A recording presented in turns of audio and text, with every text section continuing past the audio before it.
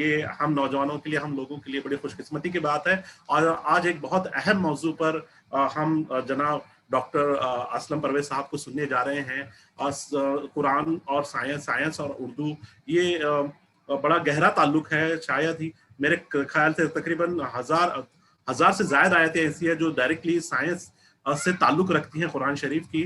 اور بالکل ہم اس کو جب پڑھیں گے، اس کو سمجھیں گے، اس کو تو انشاءاللہ ضرور ہماری کامیابی ہماری قدموں میں ہوں گی. اور اس مشن کو لے کر جناب اسلم پرویز صاحب نکلے ہیں، اور بڑی خوش نصیبی کی بات ہے. ایسے کہاں ملتا ہے اردو میں جاننے والے لوگ سائنس اور اردو کو، اردو کی زبان میں قرآن اور سائنس کو ہم لوگوں تک پہنچائیں، ہم اس سے زیادہ اس کا فائدہ اٹھائیں. اور یہ مقصد بھی یہی ہے، اور ہم اس مقصد میں بہت حد تک کامیاب ہوئے ہیں. آج ہم اس میں کامیاب ہوئیں گے، ہمارے درمیان میں سابق وائس چانسلر بذات خود موجود ہیں.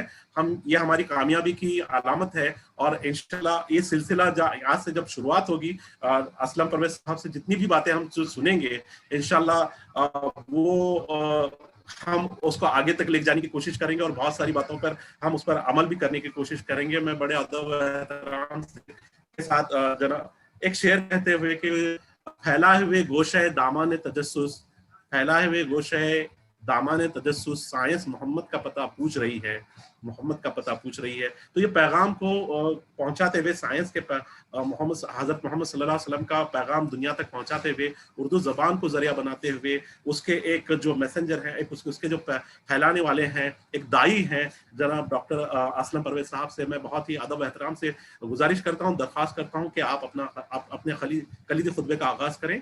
جناب ڈاکٹر اسلم پرویز صاحب. شکریہ جناب. السلام علیکم. میں سب سے پہلے تو مبارکباد دینا چاہوں گا خادمان اردو فورم شولہ پور اور اس کے ذمہ داران، خاص طور سے وقار شیخ صاحب، محمود نواز صاحب، اور جتنے سے متعلقین اور والنٹیئرس رضاکار ہیں، جن کی وجہ سے یہ چھٹا خادمان اردو فورم کا یہ عشرہ منعقد آج ہو رہا ہے، شروعات ہو رہی ہے. کیونکہ بلا شبہ میں یہاں اس بات کا پھر اعادہ کروں گا کہ جس بات پہ میں یقین رکھتا ہوں، میں نے آنکھوں سے دیکھا ہے اور بیان ثبوت موجود ہیں کہ اردو کی جتنی خدمت مہاراشٹر میں ہوئی ہے اور ہو رہی ہے، وہ ہمیں ہندوستان کی کسی ریاست میں نہیں ملتی. اور اس کے سب سے بڑی دلیل یہ ہے کہ جتنا اچھا جال، اگر میں کہوں یہ لفظ استعمال کروں، اردو اسکولوں کا مہاراشٹر میں ہمیں ملتا ہے. اور نہ صرف یہ کہ اسکول موجود ہیں، بلکہ ان میں انرولمنٹ بہت ہیں، بہت بچے تعلیم پاتے ہیں. اور بات صرف تعداد کی نہیں ہے، کوانٹٹی کی نہیں ہے، بلکہ ریزلٹس جتنے اچھے وہ دیتے ہیں کہ وہاں 4 میڈیم جو تعلیم کے ہیں، مراٹھی، انگلش، ہندی اور اردو، اس میں اردو میڈیم کے بچے عموماً جیسا ہم ریزلٹس دیکھتے ہیں کہ 10th اور 12th کے ایگزام میں اسٹیٹ ٹاپرز کے طور پہ ایمرج ہوتے ہیں. تو یہ بہت بڑا کام ہے، اور میں سمجھتا ہوں کہ یہ جو جڑیں سواری ہے مہاراشٹر میں اردو کی، یہ آنے والے وقت میں ہمارے لیے بہت کارگر ہوگا. اردو کے تعلق سے میں 5 نکات پہ آپ سب کی توجہ چاہوں گا کہ اگرچہ مہاراشٹر، جیسے میں نے عرض کیا، کہ بہت کچھ کام کر رہا ہے، لیکن مجھے اندازہ یہاں پہ آج چونکہ اب یہ ویب میٹنگ ہوتی ہے، اس لیے دور دور سے لوگ جڑتے ہیں، تو جو مہاراشٹر سے نہیں ہیں وہ بھی جڑے ہوئے ہوں گے.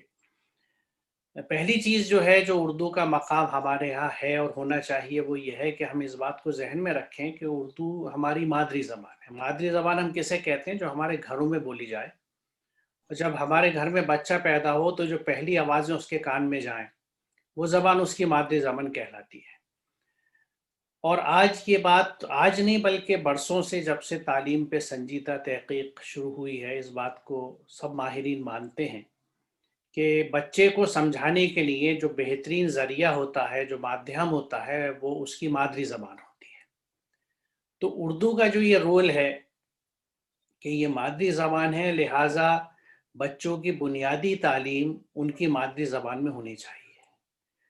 اردو ہماری مادری زبان ہے ان تمام گھروں کی جہاں اردو بولی جاتی ہے، جہاں بچے اردو سنتے ہیں، اردو سیکھتے ہیں.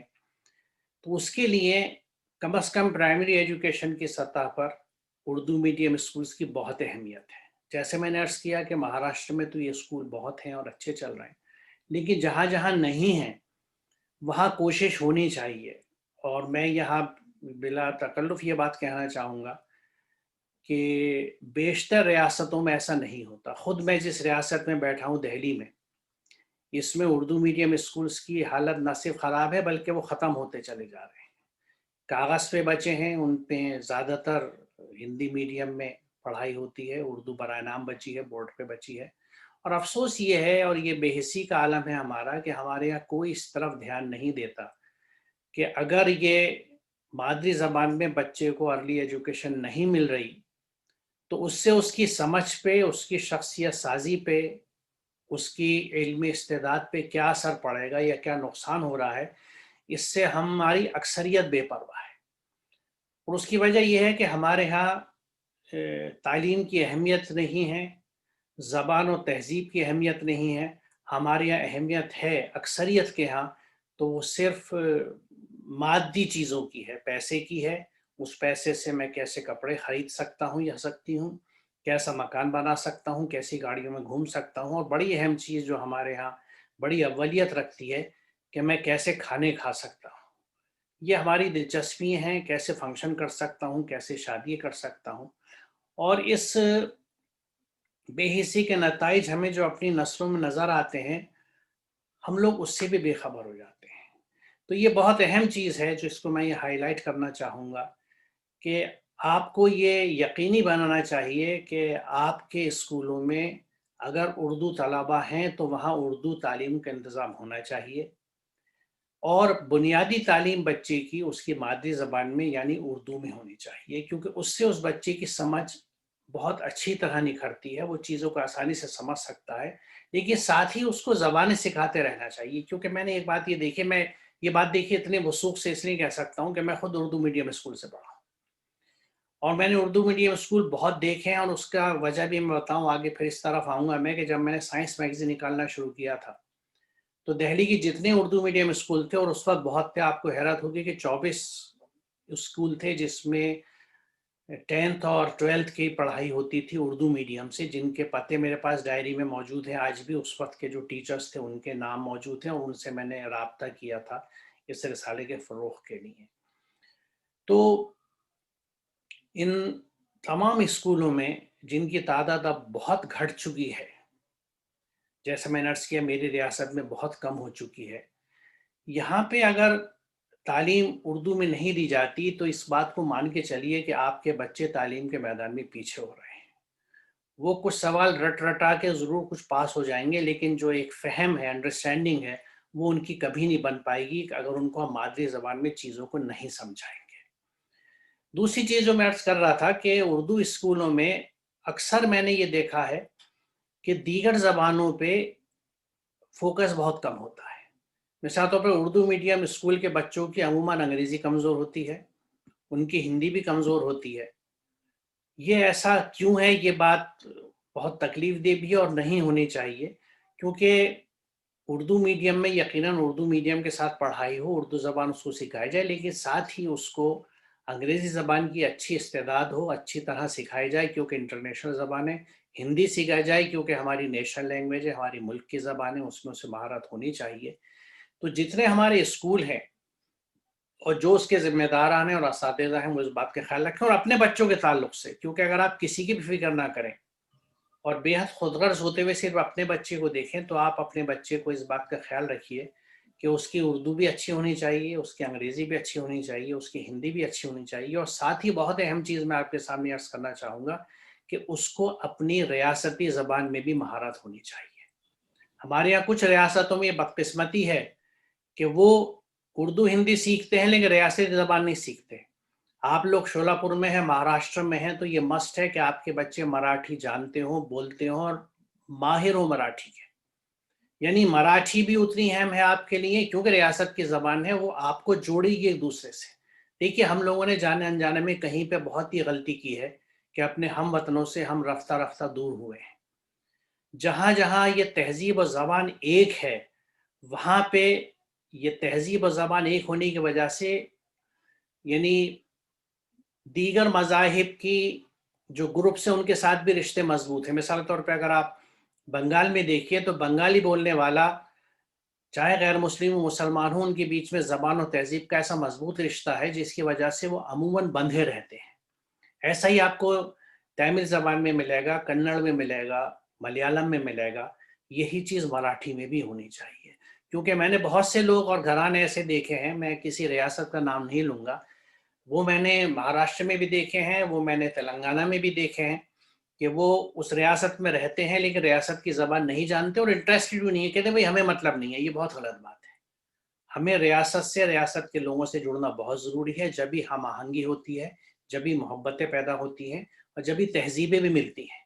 کیونکہ تہذیب، ان کے تہوار، ان کے سیلیبریشنز میں ملنا اور جڑنا کسی بھی طرح سے آپ کو دین سے دور نہیں کرتا، آپ کو مشرک و کافر نہیں بناتا، بلکہ مشرک اور کافر جو چیزیں آپ کو یعنی ہم کو بناتی ہیں وہ ہم نہایت ہی دھوم دھڑاکے سے اور بہت ہی سیلیبریشن کے انداز میں کرتے ہیں. اور کوئی ہمیں یہ نہیں کہتا کہ آپ اس طرح سے اپنے دین کو برباد کر رہے ہیں، ضرب لگا رہے ہیں، لیکن جو چیزیں نہیں ہیں ایسی ان پہ ہم اس طرف دھیان دیتے ہیں. تو یہ بڑا ضروری ہے کہ ہم اپنے بچے کی لسانی نشو و نما پہ توجہ دیں.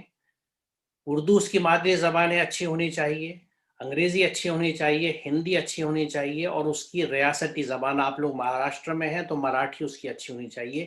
یہ میری ایک گزارش اور یہ پیغام ہے ان تمام والدین سے جو یہاں موجود ہیں، ان تمام اساتذہ سے جو یہاں موجود ہیں، کہ اپنے بچوں پہ بھی اس طرف دھیان دیں اور دوسروں پہ بھی دیں. دوسری بات یہ عرض کرنا چاہوں گا کہ زبان جو بھی ہو اس میں ادائیگی اور تحریر اچھی ہونی چاہیے. مجھے بڑا افسوس ہوتا ہے جب میں یہ دیکھتا ہوں، اور میں نے اردو یونیورسٹی میں جتنے عرصے میں رہا میں یہی ٹوکتا رہا کہ اگر اردو یونیورسٹی سے بھی آپ غصہ کہتے ہوئے باہر نکلتے ہیں تو یہ ہمارے لیے شرمندگی کی بات ہے کہ ہم آپ کو تربیت نہیں دے سکے. پہلی شرمندگی تو والدین کی ہے جو یہ کہتے ہیں کہ یہ ہمارا بچہ ہے، بڑے فخر سے کہتے ہیں، لیکن ان کو اس بات پہ شرم نہیں آتی کہ میرا بچہ زبان ٹھیک سے نہیں بول سکتا. ہمیں زبان کا، تلفظ کا، ادائیگی کا بہت خیال رکھنا چاہیے کہ ہم جس زبان کو بولیں اس میں ادائیگی اس انداز سے کریں کہ سننے والے کو اچھا لگے. دوسرا جو زبان کے ساتھ تہذیب کا تعلق ہے، اردو تہذیب ایک ایسی تہذیب ہے جس کو آج ہر کوئی پسند کرتا ہے، کیونکہ اس میں بے انتہا شیرینی ہے، مٹھاس ہے، نرمی ہے، اور بے انتہا اخلاق کا یہ مظہر ہے. وہ اخلاق لیکن یہ جبھی ہوگا جب آپ نے بچے کو گھر میں تربیت دی ہوگی، اساتذہ نے کلاس میں تربیت دی ہوگی. اردو پڑھانے کا نام صرف یہی نہیں ہے کہ اردو قاعدہ بتا دیے جائے، اس کو الف بیتے سکھا دی، اس کو حروف کو جوڑ کے جملے بنانا سکھا دیا، جملہ لکھنا سکھا دیا. اس کو بہت ضروری ہے کہ اردو زبان اور تہذیب کی ادائیگی سکھائی جائے، وہ سلیقہ سکھایا جائے. تو ایک تو نقطہ یہ تھا جو میں اس سلسلے میں سامنے رکھنا چاہتا تھا، کیونکہ یہ موقع تھا، کیونکہ اردو کو اس تعلق سے بہت نقصان ہو رہا ہے جس کا میں خود ہی چشمدید گواہ ہوں، کہ جو لوگ یہ کلیم کرتے ہیں کہ ہمیں اردو آتی ہے. اور میں آپ سے عرض کروں کہ میں نے لگ بھگ 5 سال جو اردو یونیورسٹی میں وائس چانسلر کے طور پہ گزارے، اور اس سے پہلے میں تقریباً 10.5 سال یہاں ذاکر حسین دہلی کالج میں جب پرنسپل رہا، تو بہت سی پوزیشنز کے انٹرویوز میں نے کرائے ہیں، اور اس میں اردو کے انٹرویوز بھی تھے. وہاں پہ جو لوگ اردو کا انٹرویو دینے آتے تھے ان میں سے اکثریت کی نہ ادائیگی ٹھیک ہوتی تھی، نہ ان کو ڈھنگ سے اردو بولنا آتی تھی، اور نہ کسی سے یعنی ان سے آپ نثر پڑھوا لیجئے یا شعر سن لیجئے، آپ کو یہ فرق نہیں ملے گا کہ انہوں نے کوئی شعر پڑھا یا نثر پڑھا. یہ جو ادائیگی کا سلیقہ ہے، انداز ہے، پھر اس کو سمجھانے کا جو ہنر ہے، جو فن ہے، وہ بہت کم نظر آتا ہے. اس کی وجہ کیا ہے؟ کیونکہ جو بچہ آج ایسا میرے سامنے انٹرویو میں سلیکشن کمیٹی میں بیٹھا ہے، یہ ملٹیپل فیلئرز کی کہانی ہے. پہلا فیلئر پیرنٹس کا ہے، ماں باپ ناکام رہے، یا تو خود وہ واقف نہیں تھے یا انہوں نے صرف توجہ نہیں دی. کیونکہ اکثر ماں باپ یہ سمجھتے ہیں کہ بچے کو اچھا کھانا دے دیا، اچھے کپڑے پہنا دیے، چھت ہے اس کے سر کے نیچے، اور جب ضرورت ہوئی اس کو سائیکل یا بائک دلوا دی تو ہمارا فرض ادا ہو گیا. یہ تو فرض آپ کا تھا ہی نہیں جو آپ نے کیا، یہ تو بہت ہی معمولی سی چیز ہے اگر اس کو گنا جائے. اصل چیز تھی اس کی شخصیت سازی، اس کی زبان کیسی ہے، اس کی تہذیب کیسی ہے، اس کا اخلاق کیسا ہے، اور اس کو دین کتنا آتا ہے. یہ چیزیں آپ نے اگر نہیں سکھائیں تو آپ نے بالکل والدین کا حق ادا نہیں کیا، اور اللہ کے آپ اس کے جواب دیں گے. تو اس کے بعد دوسری ذمہ داری آتی ہے یقیناً خاندان کی، سماج کی، محلے داری کی بھی ذمہ داری ہے، لیکن یہ سسٹم سب کلیپس ہو چکے، نیوکلیر فیملیز ہیں، فلیٹس میں لوگ رہتے ہیں، تو محلے داری کا تو سسٹم ہی نہیں ہے، نہ فیملی کے اتنے کنیکشنز ہیں کہ کوئی بڑے ہوں جو ٹوکیں بچے کو، اس کی اصلاح کریں۔ اس کے بعد ٹیچرز کی رول ہے، ذمہ داری ہے۔ اگر ٹیچر کلاس میں صرف سبجیکٹ کو پڑھاتا رہے کہ ادائیگی کس انداز کی ہے، بچی کی تہذیب کیسی ہے، اس کو اٹھنے بیٹھنے کا سلیقہ ہے، اسے بولنے کا سلیقہ ہے، دیکھیے اسی لیے کہ ہم کلچرل ایکٹیویٹیز کراتے ہیں جس میں بچوں کی شخصیت سازی ہوتی ہے، ان کو اسٹیج پہ آ کے بولنا سکھاتے ہیں تاکہ اسپیکر بن سکے، اس کو بیت بازی میں بٹھاتے ہیں، اس سے شعر پڑھواتے ہیں، اس سے نظم پڑھواتے ہیں، اس کو مباحثے میں ہم لے کے آتے ہیں۔ یہ سب چیزیں اسی تحریک کا حصہ ہے جو شخصیت سازی سے جڑی ہوئی ہے۔ اس پہ بہت دھیان دینا چاہیے اور کوشش ہی کرنی چاہیے کہ کلاس کا ہر بچہ، چند بچے نہ ہوں، کیونکہ دیکھیے اسکول کے جب پروگرام ارینج ہوتے ہیں تو ٹیچرز کو فوری ذمہ داری ہوتی ہے کہ اپنی کلاس سے کچھ بچوں کو اسٹیج پر پہنچانا ہے اور وہ اچھا پرفارم کرے، یہ ٹھیک ہے، لیکن جو بچہ جھجک رہا ہے، پیچھے رہ رہا ہے، اگر آپ نے 4 بچوں کو چن لیا جو اچھا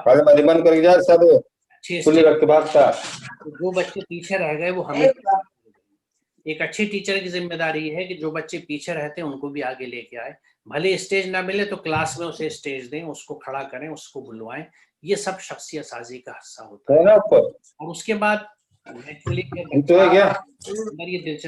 میں گزارش کروں کہ سب کو میوٹ کر دیں سوائے اسپیکر کے، یہ بدنظمی نہ ہوتا کہ میری گزارش ہے، کیونکہ یہ آپ لائیو بھی ریلے کر رہے ہیں اور یہ ریکارڈ بھی رہے گا، تو اچھا ہے کہ بیچ میں آوازیں نہ آئیں۔ میوٹ آل ایک کمانڈ ہوتی ہے، میوٹ آل، وہ سب کو میوٹ کر دیجئے اسپیکر کو چھوڑ کے۔ بہت شکریہ آپ کا۔ یہ اردو زبان، اس کی ادائیگی اور تہذیب سے متعلق بات تھی جو میں آپ سے عرض کرنا چاہتا ہوں، میں نے کری۔ دوسری چیز جس کے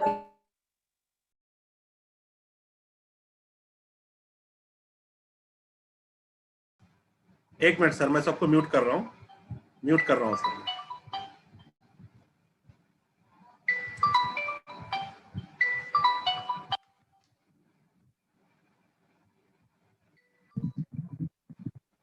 ہیلو ہیلو، ہاں ادھر ایک سیکنڈ۔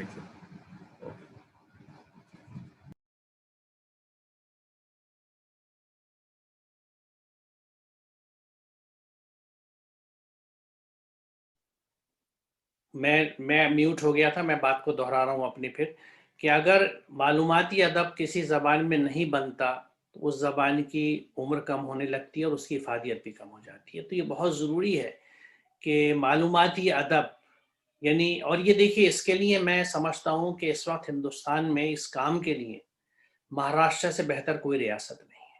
اس کی وجہ یہ ہے کہ وہاں اردو میڈیم اسکول بہت ہیں، اور اردو میڈیم سے جو بچے پڑھ کے آگے نکلتے ہیں، وہ چاہے کامرس میں نکلیں، سائنسز میں نکلیں، یا اپلائیڈ سائنسز میں جاتے ہیں، الیکٹرانکس میں جاتے ہیں، انجینئرنگ میں جاتے ہیں، وہ جن مضامین کو پڑھ رہے ہیں اپنے کیریئر کو ایڈوانس کرنے کے لیے، ان کو وہ اردو جاننے کی وجہ سے اردو میں لکھ سکتے ہیں۔ تو یہ مانا کہ جس وقت آپ ہائر اسٹڈیز میں ہیں یا کیریئر ایڈوانس میں لگے ہوئے ہیں، اس وقت آپ شاید وقت نہ پا سکیں، لیکن جیسے ہی آپ سیٹل ہوئے یا وقت ملے، آپ نے جس مضمون میں اسپیشلائزیشن کیا ہے، جس مضمون میں آپ نے تخصص حاصل کیا ہے، اس کو آپ اردو زبان میں لکھیے، ان لوگوں کے لیے جو اس مضمون کو اردو میں نہیں سمجھ سکتے۔ آج میں سمجھتا ہوں کہ ہندوستان میں سب سے زیادہ اگر ہمیں ماسٹرز کرے ہوئے سائنس کے لوگ، چاہے وہ کیمسٹری ہو، فزکس ہو، میتھمیٹکس ہو، مہاراشٹر میں ملیں گے، کہیں نہیں ملیں گے۔ تو اس لیے میں سمجھتا ہوں کہ یہ اردو کی ایک بہت بڑی خدمت ہے اور ضرورت ہے، جس کے لیے ایک مہاراشٹر مزید آگے آ کے رول ادا کر سکتا ہے، اور بہت سے لوگ کر بھی رہے۔ میں بہت سے لوگوں کو جانتا ہوں مہاراشٹر کے جو سائنس کے ہمارے رسالے کے لیے بھی لکھتے ہیں، اور ویسے بھی وہ سائنسی مواد لکھتے رہتے ہیں، لیکن بات صرف سائنس کی نہیں ہے، بات اکنامکس کی بھی ہے، کامرس کی بھی ہے، جغرافیے کی بھی ہے، ہر مضمون کی ہے، کیونکہ اردو عوام کی معلومات اس طرف بہت کم ہے، کیونکہ اردو طبقہ جو ہے وہ نسبتاً کم تعلیم یافتہ ہے، اور بات صرف تعلیم کی نہیں ہے، ایکسپوجر کی بھی ہے۔ مثال طور پہ آج کے زمانے میں اگر کوئی آدمی، کوئی شخص، کوئی فرد یہ نہیں جانتا کہ بیلنس ڈائٹ کیا ہے، متوازن غذا کیا ہے، مجھے کیا کھانا چاہیے کیا نہیں کھانا چاہیے، تو اس کا تعلق سائنس سے اتنا نہیں ہے جتنا جنرل نالج سے ہے یا کامن سینس سے ہے۔ تو یہ بنیادی چیزیں ہیں جس میں سمجھتا ہوں کہ ہمارے مہاراشٹر کے نوجوان جو یا تو اعلیٰ تعلیم حاصل کر رہے ہیں یا نوکریاں پا چکے ہیں، ان کو جب بھی وقت ملے، جب بھی فرصت ملے، اور میں جب اپنی کہانی بتاؤں گا آخری حصے میں تو میں یہ بتاؤں گا کہ اس چیز کو میں نے کیسے اپنی زندگی میں ٹیک اپ کیا، کہ وہ ایک طرح سے یہ ایک قرض سمجھ کے اپنے سماج کو لوٹا ہے۔ اس کو قرض میں اس لیے کہتا ہوں کہ دیکھیے میں نہیں سمجھ، میرے زمانے میں تو خیر سیلف فائنینسنگ اسکیم کے زمانے بھی نہیں تھے، ہم لوگ سب سرکاری اسکولوں میں پڑھتے تھے، تو میں نے سرکاری اسکول میں پڑھا، دہلی یونیورسٹی میں پڑھا اور علی گڑھ مسلم یونیورسٹی میں پڑھا، یہ درسگاہیں رہی میری۔ اس کو کون چلاتا تھا؟ حکومت چلاتی تھی۔ حکومت کا پیسہ کہاں سے آتا ہے؟ ٹیکس پیئر منی، جو لوگ ٹیکس دیتے ہیں۔ سڑک پہ چلنے والی جو بھیڑ ہمیں نظر آتی ہے، جو بھاگتی دکھتی ہے دفتر سے آتے ہوئے یا گھر کی طرف آتے ہوئے واپس، ان لوگوں کے ٹیکس سے میں نے اور آپ نے پڑھا ہے۔ یہ سماج کیوں ہمیں پڑھا رہا ہے؟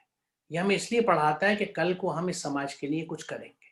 یہ بڑی بدقسمتی کی اور خود غرضی کی بات ہے کہ میں عوام کے سماج کے پیسے سے پڑھتا ہوں، اور جب میں کسی مقام پہ پہنچتا ہوں اور پیسے کمانے لگتا ہوں تو میرا 100% کمائی جو ہے وہ میرے گھر میں، میرے خاندان میں خرچ ہوتی ہے، سماج کو نہیں جاتی۔ ہم ٹیکس کے نام پہ کچھ پیسے دے سکتے ہیں، 2.5% زکوٰۃ نکال کے مطمئن ہو جاتے ہیں کہ اللہ تعالیٰ کا حق ادا کر دیا، لیکن حق ادا ہوا نہیں ہے۔ اب آپ یہ دیکھیے کہ میں تو یہ کہہ سکتا ہوں کہ میری تعلیم پہ 90% خرچ میرے سماج نے کیا ہے، 10% بھی شاید میں نے نہیں کیا، میرے والدین نے نہیں کیا۔ تو کیا میں 90% اپنی سیلری سماج کو دے رہا ہوں؟ نہیں دے رہا، شاید دے بھی نہیں سکتا، لیکن کیا 10-20% بھی نہیں دے سکتا؟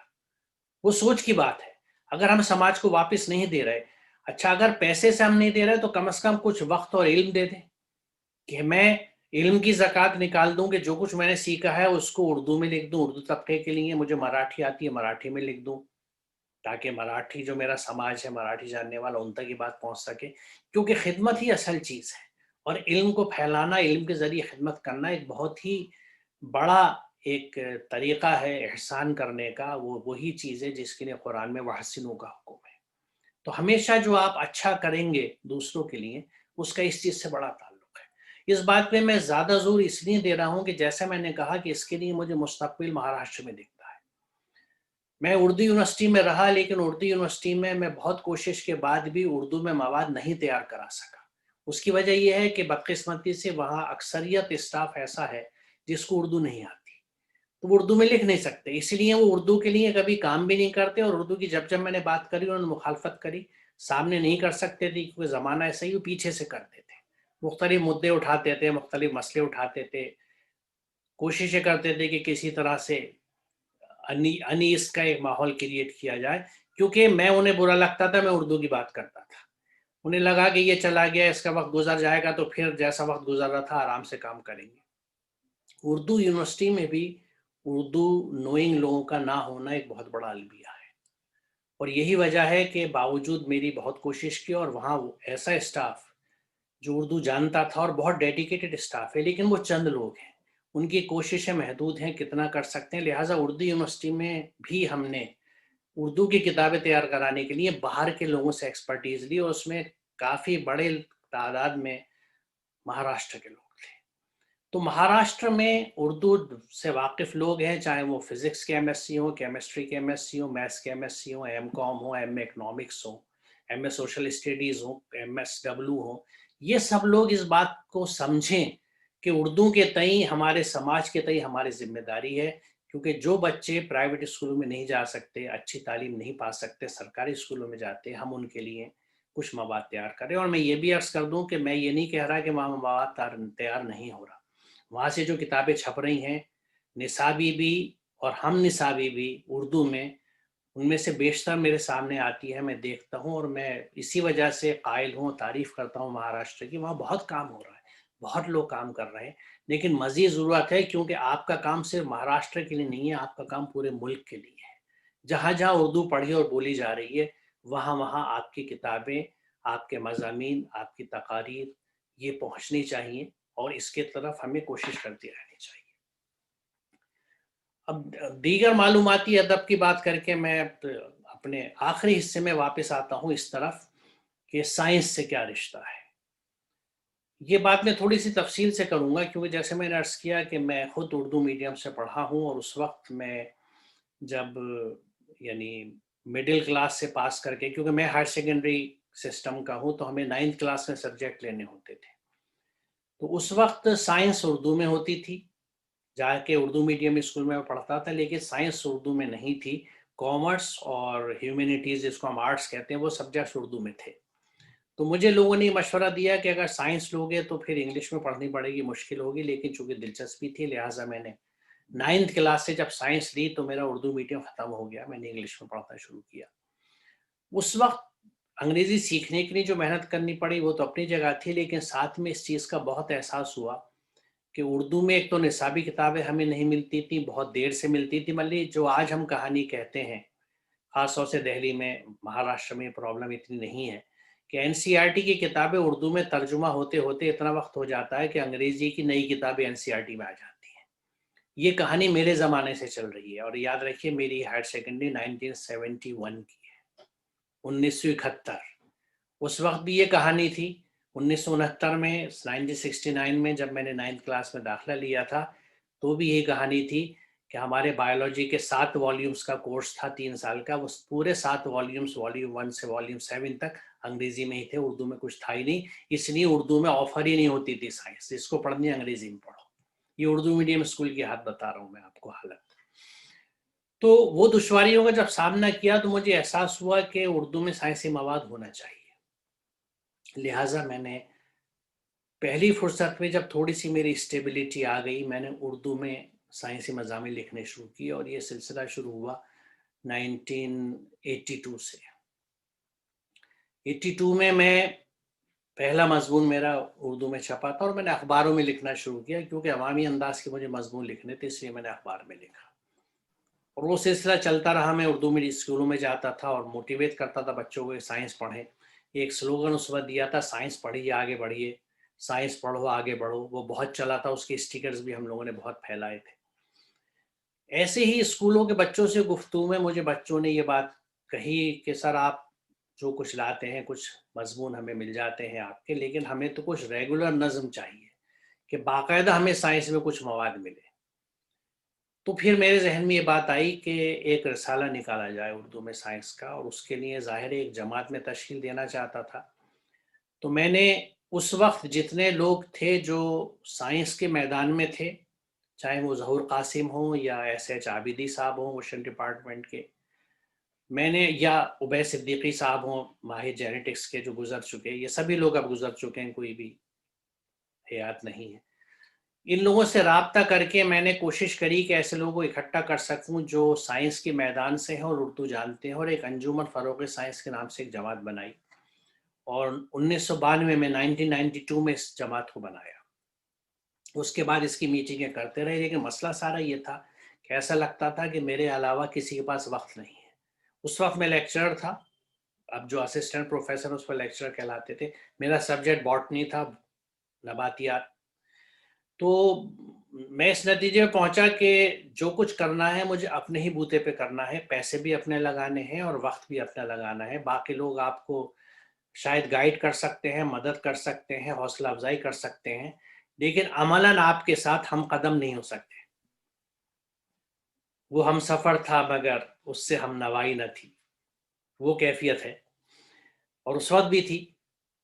تو بہرحال اللہ کا کرم رہا کہ نظم اللہ نے بنایا، اور میں نے میرے اس وقت کے پرنسپل ہاشمی صاحب ہوا کرتے تھے، سلمان غنی ہاشمی صاحب. میں نے ان سے درخواست کری کہ صاحب فنڈ سے پیسے مجھے نکالنے دیں آپ، کیونکہ میں اس وقت بالکل نوجوان تھا، اور ہمارے پرنسپل صاحب نوجوانوں کو فنڈ سے پیسے نکالنے میں بڑے نظر رکھتے تھے کہ کئی غلط خرچ نہ کر دیں، اڑا نہ دیں گھومنے پھرنے میں. تو انہوں نے کہا یوں کیا کریں گے آپ پیسوں کا؟ میں نے کہا سر یہ میرا پروجیکٹ ہے، مجھے سائنس کا ایک رسالہ نکالنا ہے. تو بہت خوش ہوئے، بہت انہوں نے حوصلہ افزائی بھی کری.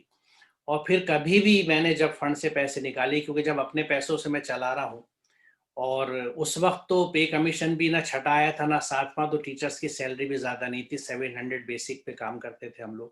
دہلی میں رہنا تھا، بچوں کو پڑھانا بھی تھا.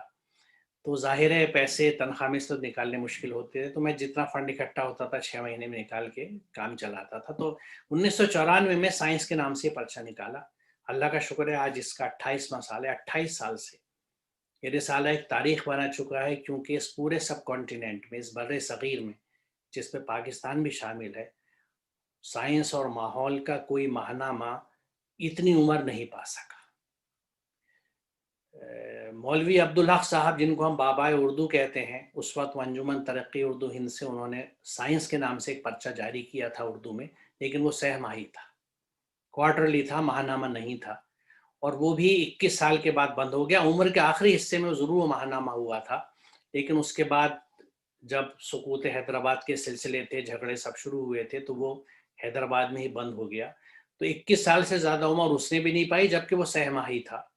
اس کے بعد CSIR سے جو سائنس کی دنیا کے نام سے ایک پرچہ نکلا، وہ بھی 6 ماہی رہا، اور آج بھی ہے. اور اس کی حالت یہ ہے کہ پرنٹ ایڈیشن تو اس کا بند ہو چکا ہے، صرف ویب ایڈیشن بن جاتا ہے، کیونکہ اس میں اسٹاف نہیں ہے، لوگ نہیں ہیں، اور بہرحال جو بھی وجہ رہی ہو، لیکن وہ بھی صرف اس وقت ویب پہ زندہ ہے، پرنٹ ایڈیشن اس کا اب نہیں آ رہا. تو یہ رسالہ اللہ کا شکر ہے. اور 28 سال میں چونکہ ماہنامہ ہے، اس لیے 350 سے زیادہ اس کے شمارے اب تک آ چکے ہیں، جو بہت سی لائبریریوں میں جلد میں باندھ کے رکھے ہوئے ہیں. اور اس میں اتنا مواد ہے کہ اگر کوئی محقق ایک ایک موضوع اٹھا کے اس میں سے کتابیں بنائے، تو ایک ایک موضوع پہ اس پہ کتابیں اتنی بن سکتی ہیں کہ آپ سمجھ لیجئے کہ تقریباً 350 ماہناموں میں، جس میں سائنسی موضوعات پہ مضامین ہیں، اس میں کتنا مواد ہوگا جس کو یکجا کر کے ہم مونوگراف ٹائپ کے ایک موضوعی کتابیں بنا سکتے ہیں، اگر کوئی اس طرح تحقیق کرے یا کوشش کرے. لیکن کیا کریں، ہمیں فرصت ہی نہیں ہوتی. شعراء سے، افسانہ نگاروں سے اور ناول نگاروں سے، یعنی ذہنی عیاشی کی جو چیزیں ہیں، اس سے ہم فرصت نہیں پاتی، کیونکہ ہر کوئی ہمارے دل جلا ہے. 18 سال کا ہوتا نہیں کہ اسے عشق ہو جاتا ہے، پھر اس کا دل ٹوٹ جاتا ہے، تو وہ شعر نہیں کہہ پاتا، لولے لنگڑے. تو شاعر کو ڈھونڈتا ہے کہ جو شعر اس کی طبیعت پہ کھڑے اترتے ہوں، اور ان کو گانے لگتا ہے، گنگانے لگتا ہے. یعنی ایک جذباتیت کی زندگی ہے جو گزرتی ہے ہمارے یہاں، اور اس میں سارا رول ہماری بنیادی بچپن کی تربیت کا ہے، اس ماحول کا ہے جو گھر گھر ہے. اور اب تو اس ماحول کو سنوارنے کے لیے ہر ہاتھ میں موبائل موجود ہے، جس میں ٹک ٹاک بھی ہے، جس میں یوٹیوب بھی ہے، جس میں آپ نیلے سے لے کے زرد تک اور سرخ تک ہر طرح کا مواد دیکھ سکتے ہیں.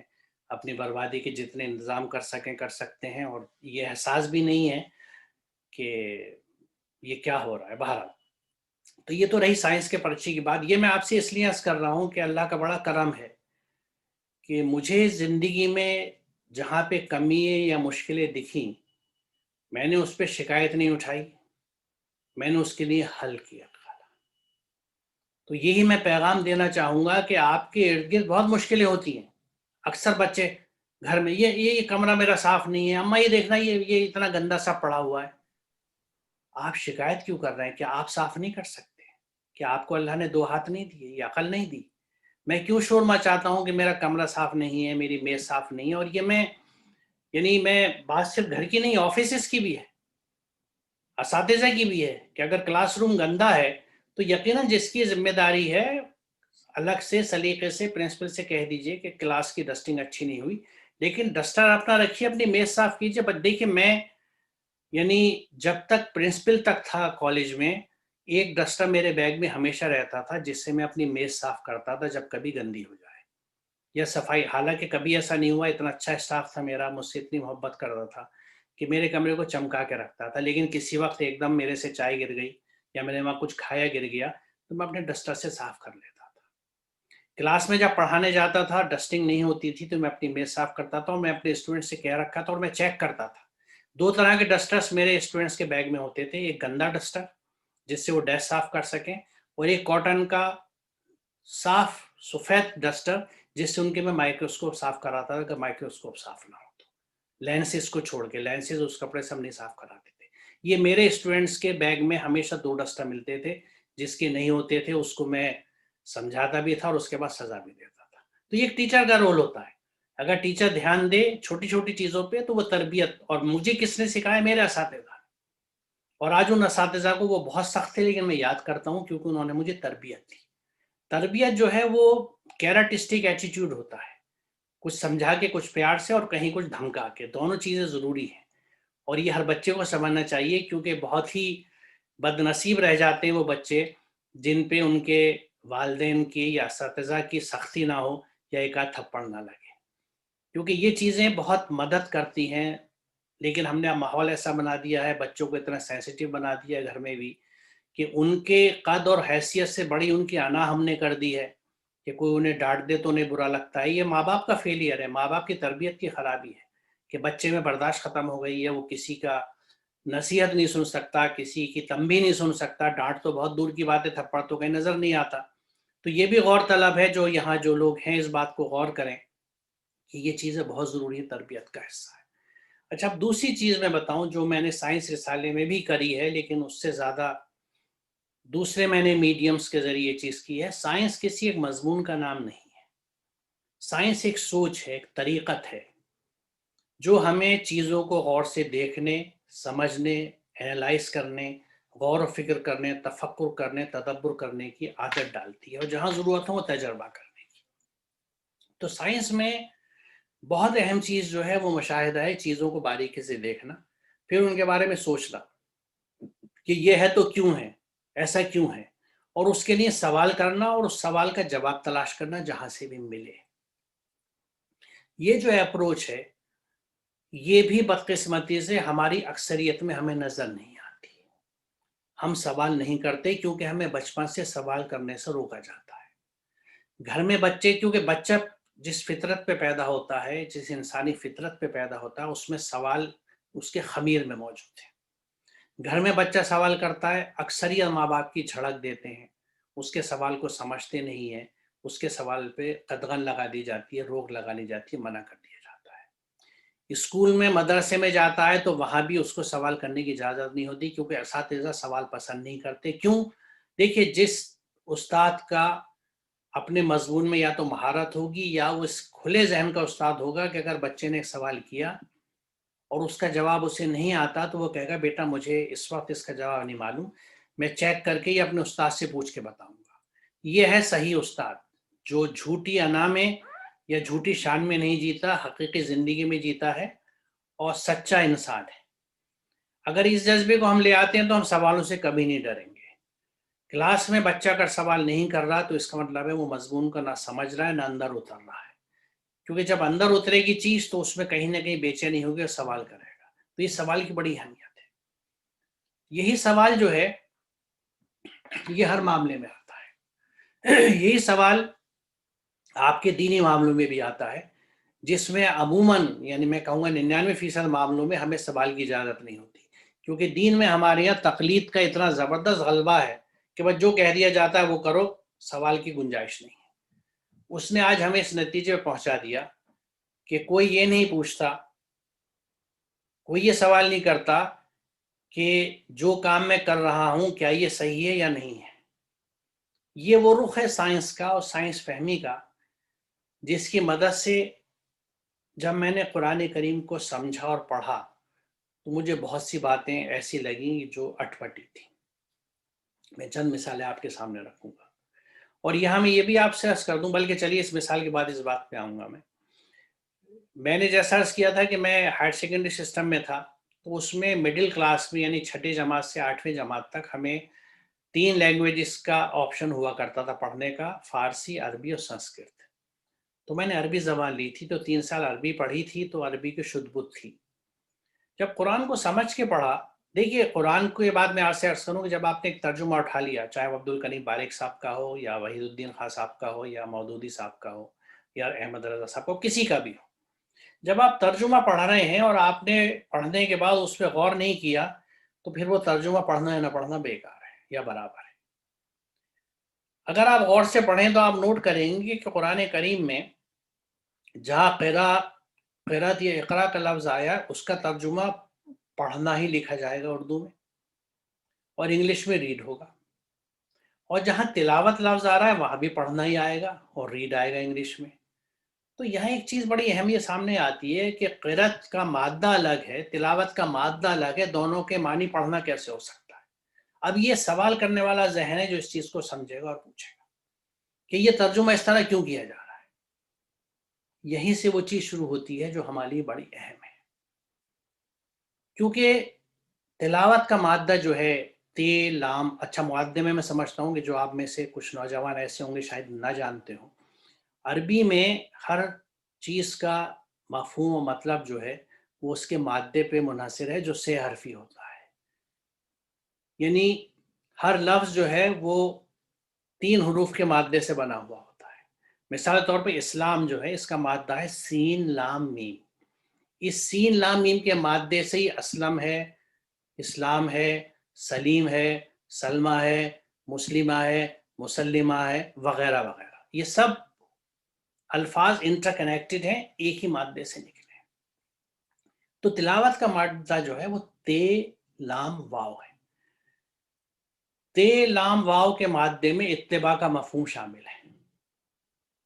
راغب اصفہانی جو ہیں وہ اس بات پہ اس طرح سے انہوں نے سمجھایا ہے کہ ایک اتباع جسمانی ہوتی ہے جس کی مثال انہوں نے اس طرح سے دی کہ والقمر اذا تلاہا، چاند سورج کے پیچھے چلا، یہ جسمانی اتباع ہے۔ ایک ہوتی ہے فکری اتباع جس کی مثال یہ ہے کہ الذین آتیناہم الکتاب یتلونہ حق تلاوتہ اولئک یؤمنون بہ ومن یکفر بہ فاولئک هم الخاسرون، کہ جن لوگ ہم نے کتاب دی ہے اس کی اس طرح تلاوت کرتے ہیں جو تلاوت کا حق ہے، اور آگے کہا گیا اولئک یؤمنون بہ، یہی لوگ تو مومن ہیں۔ تو اگر تلاوت کا مطلب صرف پڑھنا ہوتا تو ہر آدمی جس نے قرآن پڑھا وہ مومن ہو گیا کیا؟ یونیورسٹی آف فلوریڈا میں میرے ایک واقف کار ہیں جو اسلام اینڈ انوائرمنٹ پہ کام کرتے ہیں، ریچرڈ فولٹس، اس کو اچھا خاصا قرآن یاد ہے، وہ مومن تو نہیں ہے۔ تو تلاوت کا مفہوم ہے پڑھنا، سمجھنا، اتباع کے واسطے، عمل کے واسطے۔ تو راغب اس پہ لکھتے ہیں کہ تلاوت میں قرأت شامل ہے، قرأت میں تلاوت نہیں ہے، قرأت محض پڑھنا ہے، لیکن جب آپ تلاوت کہتے ہیں تو اس کا مطلب ہے آپ پڑھ رہے ہیں سمجھ کے ساتھ تاکہ اتباع کر سکے، سو دیٹ یو فالو، جو قرآن کا مقصود ہے، جو وجہ ہے، جو قرآن کے نزول کی وجہ ہے۔ تو یہ چیزیں آپ نے کہاں سے سمجھی؟ مادے کو سمجھ کے۔ یہ تراجم میں نہیں مل رہی ہمیں، کیوں نہیں مل رہی مجھے نہیں پتا، مجھے اس کی ذمہ داری بھی نہیں ہے کیونکہ اس میں میرا رول نہیں ہے، لیکن اللہ نے مجھے عقل دی ہے اور اللہ مجھ سے سوال کرے گا کہ میں نے اس عقل کا کیا کیا۔ میں نے اللہ تعالیٰ کی آیتوں کا علمی احاطہ کیا نہیں کیا، اس کا جواب مجھے دینا ہوگا۔ قرآن یہ بات کہتا ہے، اس وقت یہ موضوع نہیں ہے اس لیے میں اس پہ نہیں جاؤں گا کیونکہ ایک الگ ہے، اور اس پہ میرے یوٹیوب پہ لیکچرز موجود ہیں، جس کو دلچسپی وہ دیکھ سکتا ہے۔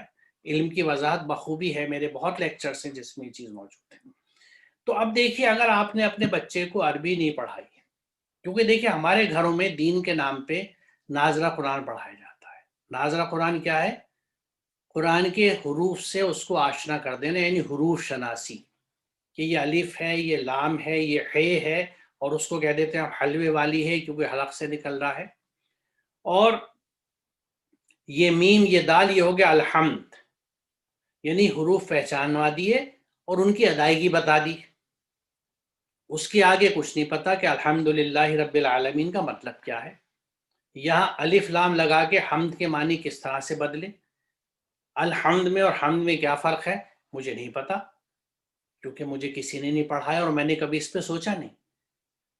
دیکھیے کتنی کم عقلی کی، بے عقلی کی بات ہے کہ آپ مجھے، میں یہ چیلنج کرتا ہوں، آپ میں سے کوئی کسی ایک کتاب کا نام بتا دیں قرآن کے علاوہ جسے آپ نے بنا سمجھے پڑھا۔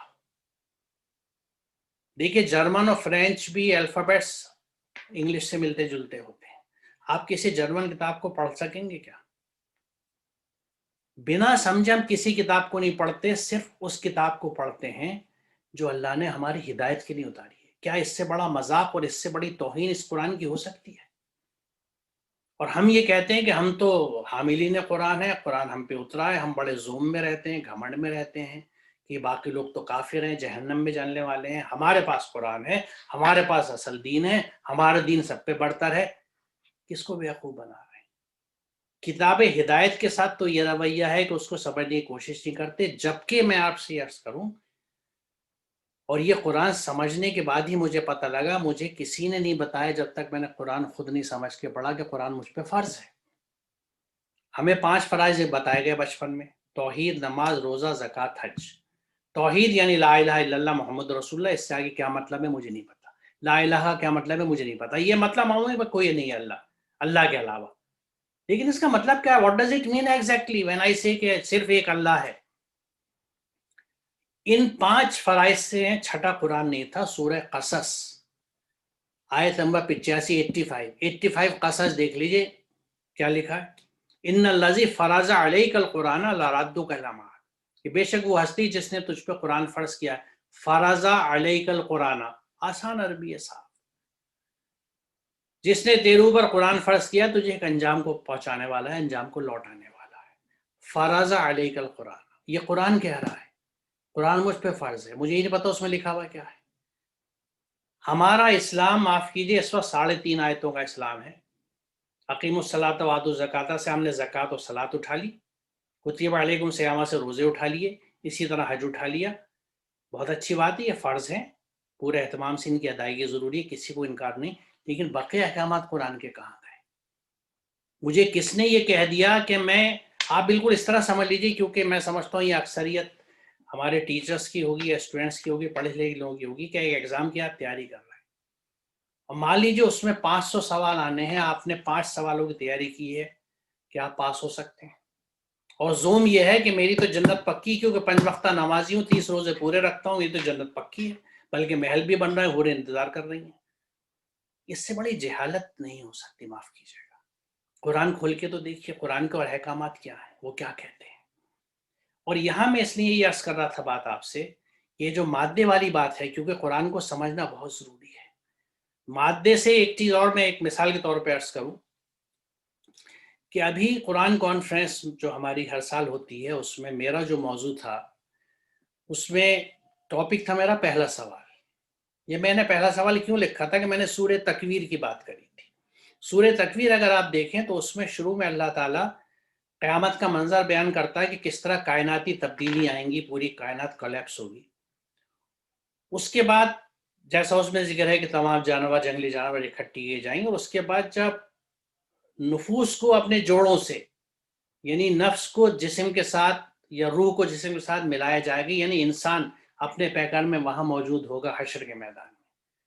یہ سلسلہ مکمل ہوتے ہی جو پہلا سوال ہے، جو پہلی اس کے بعد آیت آتی ہے، وہ یہ ہے جس کا میں ترجمہ جو ملتا ہے مجھے قرآن میں وہ بتا رہا ہوں، اور اس کے بعد وہ زندہ درگور کڑی ہوئی، زندہ گاڑی ہوئی لڑکی سے پوچھا جائے گا کہ تو کس گناہ کے جرم میں قتل کی گئی تھی۔ سب جگہ آپ کو یہی ترجمہ ملے گا کہ پھر اس زندہ درگور کی ہوئی بیٹی سے، اس زندہ دبائی ہوئی بیٹی سے سوال کیا جائے گا کہ تو کس جرم میں قتل ہوئی تھی۔ یقینی یہ رونگٹے کھڑا کرتا ہے، کیونکہ یہاں یہ بتاتا ہے کہ یہ چیز اللہ کو کتنی ناپسند ہے جو بیٹی کو مارا جاتا ہے، کہ وہ روح کو اور جسم سے ملانے کے بعد جب قیامت کھڑی ہوگی، قائم ہوگی، تو پہلا سوال یہ کرے گا کہ یہ لڑکی کس جرم میں قتل کی گئی تھی۔ تو یہ کتنی ناپسندیدہ چیز ہے اللہ کے نزدیک۔ دوسری بات یہ کہ ہم نے ترجمہ یہ کیسے کر دیا کہ اس زندہ دبائی ہوئی لڑکی سے پوچھا جائے گا۔ یہاں بنت کا لفظ تو کہیں نہیں آ رہا، 2 لفظ ہے الموعودۃ اور سئلت، ان دونوں میں فیمینن جینڈر یوز ہوا ہے، یعنی مؤنث صیغہ ہے، تو مؤنث صیغہ تو ہر ایک پہ اپلائی ہوگا، یعنی کسی بھی عمر کی، کسی ایج کی عورت ہو، جوان ہو، بوڑھی ہو، یعنی اس عورت سے یہ سوال کیا جائے گا کہ وہ کس جرم میں قتل کی گئی تھی۔ اب یہاں دوسری چیز جو غور طلب ہے وہ یہ ہے کہ کیا قتلہ صرف جان سے مارنے کے لیے استعمال ہوتا ہے؟ ہم اپنی زبان میں دیکھیں، اکثر ہم بولتے ہیں ارے یار آج تو مار ڈالا تم نے، تو کیا اس کا مطلب ہے کہ somebody has murdered me؟ بڑا دل مار کے بیٹھ گئے ہم، تو کیا دل میں خنجر اتار لیا، دل کو مار لیا؟ خود عربی زبان میں یہ بات کہی جاتی ہے کہ قتلہ کا مطلب صرف جسمانی طور سے مارنا نہیں ہے، بلکہ کسی چیز کو اگر آپ بے اثر کر دیں، اس کو اس کی صحیح شکل میں نہ لے کے آئیں، اس کی افادیت کھو دیں، تو وہ قتلہ ہے۔ عرب میں جس شراب میں پانی ملا دیا جاتا تھا جس کی وجہ سے اس کی تیزی ختم ہو جاتی تھی، اس کو قتل و شرابہ کہتے تھے۔ تو تم نے شراب کو قتل کر دیا کیونکہ اس کی وہ جو تیزی تھی، شدت تھی، مار دی تم نے۔ تو اب ذرا اس رخ سے غور کیجئے کہ یہ آیت کتنی وسعت رکھتی ہے کہ دیکھیں یقیناً جن گھروں میں بچیاں پیٹ میں مار دی جاتی ہیں وہ اس میں شامل ہیں، جن گھروں میں بچیاں پیدا ہوتی مار دی جاتی ہیں وہ اس میں شامل ہیں، جن گھروں میں بچیوں کو، میری بچیوں کو جہیز کے لیے مارا جاتا ہے، قتل کیا جاتا ہے، وہ اس میں شامل ہے۔ لیکن ایسے گھرانوں کی فیصد پرسنٹیج بہت کم ہے۔ اکثر وہ گھرانے ہیں جہاں بچی پیدا تو ہو گئی لیکن اس کی تعلیم و تربیت پہ، اس کی نشو و نما پہ وہ توجہ نہیں دی گئی جو مطلوبہ ہے۔ قرآن یہ کہہ رہا ہے کہ ان والدین نے بھی بچی کو قتل کیا ہے کیونکہ اس کو وہ شکل ہی نہیں دی جس میں وہ اپنی شخصیت کے ساتھ ابھرتی، وہ پائلٹ بنتی، انجینئر بنتی، ڈائریکٹ ڈاکٹر بنتی، چارٹرڈ اکاؤنٹنٹ بنتی، کچھ بھی بنتی۔ ہم نے بچی کو پڑھانا نہیں چاہا، گھر میں بند کر کے رکھا، اس کو تصور ہی رکھا کہ اس کو گھرداری کے کام سکھا دو۔ بھائی کیا کہلاتے؟ امور خانہ داری، امور خانہ داری میں ماہر ہے بچی، اس کو گھر کے کام سکھا دو، سلائی بنائی سکھا دو، کڑھائی سکھا دو، ضرور سکھا دو، لیکن اس کی شخصیت سازی، اس کی ذہن کا ڈیولپمنٹ، علم اور ساتھ میں وہ تربیت۔ کیونکہ دیکھیے بچی کو جب آپ شادی کر رہے ہیں تو یہ مت بھولیے کہ آپ اس کو سرٹیفکیٹ دے رہے ہیں ماں بننے کا، تو کل جو بچہ وہ پیدا کرے گی کیا اس کی تربیت کرنے کی صلاحیت ہے اس میں؟ یعنی میں اگر باپ ہوں تو کیا میں نے حق ادا کیا اپنی بچی کا کہ اس کو تعلیم و تربیت سے اتنا اچھا بنا دیا کہ یہ چیز بچے کو پیدا کرے گی، اس کی پہلی درسگاہ اس ماں کی گود ہوگی، وہ گود بانجھ ہے، بیرن ہے، بنجر ہے یا زرخیز ہے۔ اگر میں باپ ہوں، میں نے بچیوں کی تربیت، اور یہی وجہ ہے دیکھیے کہ آج ہم رونا تو بہت روتے ہیں کہ ہمارے یہاں وہ الرازی نہیں پیدا ہوتے، وہ علی سینا نہیں پیدا ہوتے، نہ کوئی قابل سائنٹسٹ پیدا ہو رہا ہے، نہ ڈاکٹر، کوئی بھی تو اچھا لوگ پیدا نہیں ہو رہے۔ کیوں نہیں پیدا ہو رہا ہے؟ کیونکہ ماں کی گود کھوکھلی ہے، جو وہاں بچے پیدا کر رہی ہے اس بیچارے کو پتہ ہی نہیں کہ تربیت کیا ہے، تعلیم کیا ہے۔ اس کو فیشن آتا ہے، اس کو بیوٹی پارلر میں جانا آتا ہے، اس کو پسند کے سیریل دیکھنا آتے ہیں، اسے ساری وہ بکواس آتی ہے جو آپ نے بچپن سے اسے اپنے گھر میں سکھائی ہے، جو گھر میں دی۔ معاف کیجیے گا لیکن اس کے ذمہ دار میں اور آپ ہم ہی لوگ ہیں۔ بچہ کچھ پیٹ سے نہیں آتا سیکھتا ہوا۔ لا تعلمون شیئا کا لفظ قرآن نے کہ جب تم ماں کے پیٹ سے پیدا ہوتے ہو تو تم کچھ نہیں جانتے۔ لا تعلمون شیئا، تمہیں کسی شے کا علم نہیں ہوتا۔ وہ علم کس نے دیا؟ میں نے اور آپ نے دیا، پیرنٹس نے دیا، ٹیچرس نے دیا۔ اگر ہم انہیں وہ علم ہی نہیں دے سکے، وہ تربیت نہیں کر سکے کہ وہ ایک اچھی ماں بن سکے، تو جب ڈائی اچھی نہیں ہوگی تو کاسٹنگ کیا نکلے گی اس میں سے؟ پھر ہم شکوہ کرتے ہیں کہ ہمارے یہاں وہ لوگ پیدا نہیں ہو رہے، نہیں ہو سکتے پیدا، کیونکہ جب تک اسمبلی لائن ٹھیک نہیں ہوگی، وہ جب تک ٹھیک نہیں ہوگی جب کہ گھر گھر میں بچی کی عزت نہیں ہوگی، اس کو بھرپور تعلیم نہیں دی جائے گی، اس کی شخصیت سازی نہیں کی جائے گی، اور اس کی شادی کی جلدی نہیں کی جائے گی۔ کیونکہ تعلیم و تربیت کے بنا اگر آپ نے بچی کی شادی کر دی تو پھر آپ یہ سوچ لیجیے گا کہ سورہ نحل میں جو پہلا حکم ہے کہ ان اللہ یامر بالعدل، اللہ تعالیٰ آپ کو عدل کا حکم دیتا ہے، جسٹس کا، کیا آپ نے تربیت میں عدل کیا بچی کے ساتھ؟ اگر آپ نے بچوں کی تربیت پہ دھیان نہیں دیا اور بیٹوں کی تربیت پہ دھیان دیا کیونکہ یہ بڑھاپے میں میرے کام آئے گا، یہ اچھے روزگار پہ اچھی پوزیشن میں ہوگا تو میرا بڑھاپا اچھا گزرے گا، یعنی ہم نے اللہ سے توقع نہیں کر، اپنی اولاد سے توقع کری، اس کو بھی ہم شرک نہیں مانتے کہ میری اولاد کام آئے گی بڑھاپے میں، یہ مجھے آرام دے گی۔ کیوں دے گی؟ آپ کے اعمال اچھے ہوں گے تو اللہ تعالیٰ تو جنگل میں بھی آپ کو آرام سے رکھے گا۔ اصل مسئلہ تو اعمال کا ہے نا، مکافات عمل جس کو کرما کہا جاتا ہے، جو بوئیں گے وہ کاٹیں گے۔ میں نے اگر زندگی میں اچھا بویا ہے تو میرا بڑھاپا خراب ہو ہی نہیں سکتا، میرا ہر وقت اچھا ہوگا، میرا ہر آنے والا وقت پچھلے وقت سے اچھا ہوگا اگر میں اپنے روز کے اعمال میں عمل صالح کرتا رہتا ہوں، اچھے کام کر رہا ہوں، خدمت کر رہا ہوں لوگوں کی، اچھے برتاؤ کر رہا ہوں۔ تو دیکھیے یہ جو دین کی سمجھ ہے، یہ جو قرآن فہمی ہے، آپ کے بچے، ہمارے بچے عربی تو نہیں جانتے، اگر آپ نے اردو بھی نہیں سکھائی اور کل کو اس نے اپنی ہمت سے قرآن کو سمجھ کے پڑھنا چاہا، کیونکہ آپ نے تو ناظرہ پہ ٹال دیا اسے، آپ کے حساب سے آپ نے ناظرہ پڑھا دیا، نماز سکھا دی، روزہ رکھوا دیا، آپ سمجھتے دین مکمل ہو گیا، ہم نے بچے کو مسلمان بنا دیا۔ وہ ہوا نہیں مسلمان۔ مسلمان جب تک قرآن سمجھ کے نہیں پڑھے گا، عمل نہیں کرے گا، نہیں ہو سکتا۔ مسلمان کلمہ پڑھنے سے نہیں ہوتا، کلمے کو امپلیمنٹ کرنے سے ہوتا ہے۔ دیکھیے لا الہ، کوئی اللہ نہیں ہے الا اللہ سوائے اللہ کے۔ اس میں پہلا مرحلہ جو ہے وہ لا الہ کا ہے کہ جو اور اللہ آپ کے دلوں میں ہیں، آپ کے دماغ میں ہیں، آپ کے سماج میں، ان کو ہٹائیے۔ جب وہ ہٹ جائیں گے جب اللہ میاں کی استھاپنا ہوتی ہے، الا اللہ کا مرحلہ جب آتا ہے، پہلا مرحلہ لا الہ کا ہے کہ جو اللہ بیٹھے ہوئے نا ہمارے چڑھا، تو اس میں سب سے بڑا اللہ تو ہمارا دل ہے، خواہشات ہے جن پہ ہم چلتے ہیں، پھر ہمارا خاندان، سماج، ریتی رواج جس پہ آپ عمل کرتے ہیں، الا اللہ، سوائے اللہ کے۔ تو جب ہم کہتے ہیں ہم ایک اللہ کے ماننے والے ہیں، تو ایک اللہ کا حکم ماننے والے ہیں۔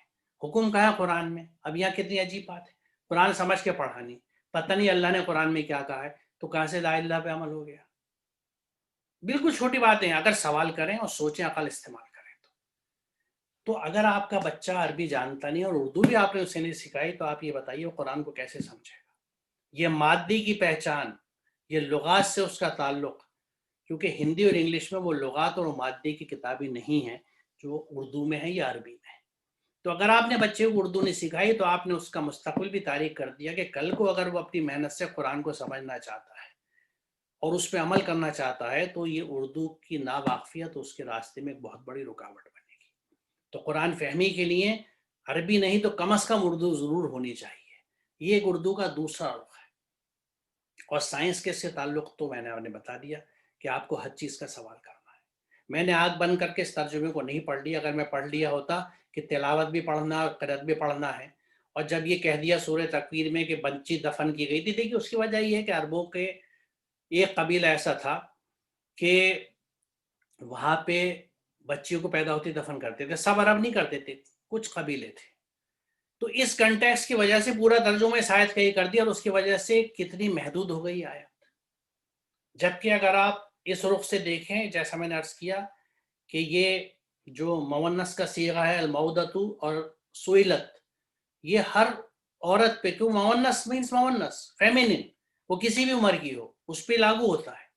اور قتلہ لفظ جو ہے اس کے مادے کو آپ دیکھ لیجئے، اس میں کسی چیز کو اس کے صحیح شیپ میں نہ لانا، اس کو بیکار کر دینا، اس کو انفیکٹو بنا دینا کہ اس کی بات کو کوئی اہمیت ہی نہ دے۔ اب دیکھیے آدمی جو تعلیم یافتہ ہوتا ہے، کسی رتبے پہ ہوتا ہے، منصب پہ، تو اس کی بات سب سنتے ہیں لوگ، اس کی سماج میں حیثیت ہوتی ہے۔ جس کو آپ نے پڑھایا نہیں، جس نے کچھ نہیں سیکھا، وہ صرف روٹی بیلنا اور روٹی پکانا جانتی ہے بیچاری، جبکہ اس میں صلاحیت تو تھی پوری۔ آدم کو پورا علم دے دیا گیا تھا، علامہ آدم الاسماء کلھا، ہر چیز کا علم اللہ نے انسان کو دیا ہے۔ اور اس علم کی ایک طرح سے جیسے کان کنی کر کے ہم کان میں سے نکالتے ہیں خزانے، ہر انسان کی شخصیت کی کان کنی کرنی پڑتی ہے، جو اس کے والدین پیدا کرتے ہیں، شخصیت سازی کر کے اس شخصیت کے چھپے ہوئے جوہر باہر لے کے آتے ہیں، علم کی مدد سے، تربیت کی مدد سے۔ یہ اگر ہم نہیں کر سکے تو یہ بہت بڑا ہمارا فیلئر ہے، اور اللہ کے ہم جواب دہ ہوں گے، کیونکہ ہم نے عدل نہیں کیا، انصاف نہیں کیا۔ احسان کا تو معاملہ بہت بعد میں آتا ہے، جو وہ آیت میں نے نحل کی 90 ریفر کری تھی کہ ان اللہ یامر بالعدل والاحسان۔ تو پہلے تو انصاف کر لیجئے، جسٹس کر لیجئے، احسان تو بعد میں آتا ہے۔ تو یہ سب چیزیں، یہ ہدایت آپ کو قرآن سے ملتی ہے۔ اگر اس کو سائنس کیا ہے؟